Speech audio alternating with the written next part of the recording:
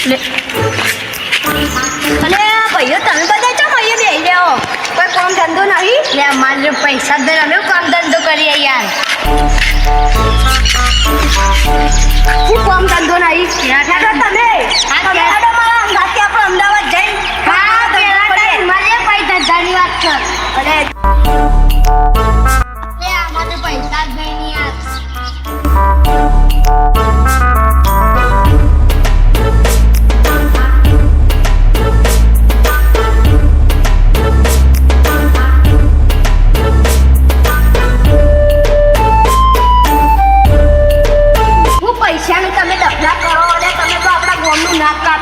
તમે પૈસાની શું ચિંતા કરો? હેડો હું પૈસા કાઢીને આપણે કોઈ ખાડો અમદાવાદ ધંધો ખોલ્યા. હેડો લુગડો લેવા પૈસા નહીં, તું અમદાવાદમાં ધંધો ખોલવાનો વાત કરો. અલે આમાં તું બોલ્યો ને કાલે ભાઈ તો લુગડાની દુકાન ખોલે. અમે જોઈ લે ખાલી અમદાવાદ હું ખોલું ને તો થઈ રહ્યું. મારા બાપાની 2 વીઘા જમીન હે ને, એ વીઘા જમીન આખી વેકી મારીને દુકાન ના બનાવું તો થઈ રહ્યું. જોઈ લેતા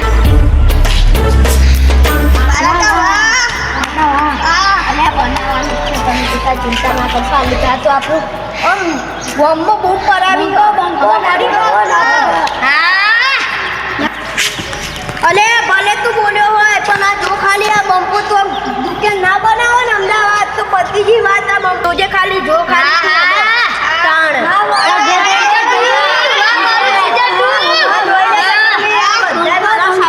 સપોર્ટ આલવા વાળા બહુ મિલે તને એવું આપણને જોઈ.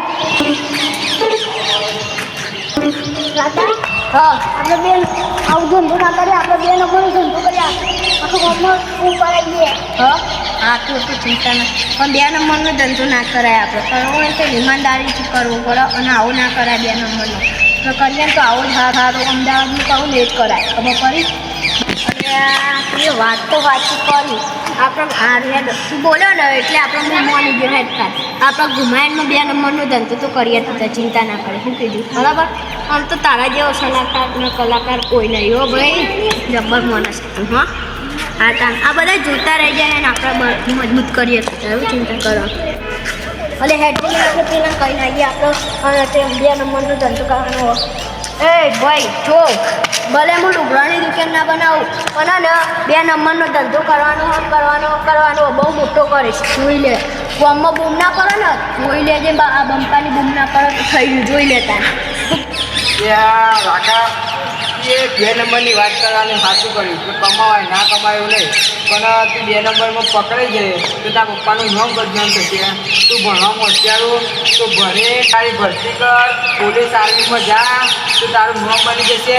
તારા પપ્પાનો બીજોય નહીં દેખવો પડે અને કશું નહીં. આ બોયા ઈવન ભાઈ બતાવજે શું કીધું માં ભાઈ?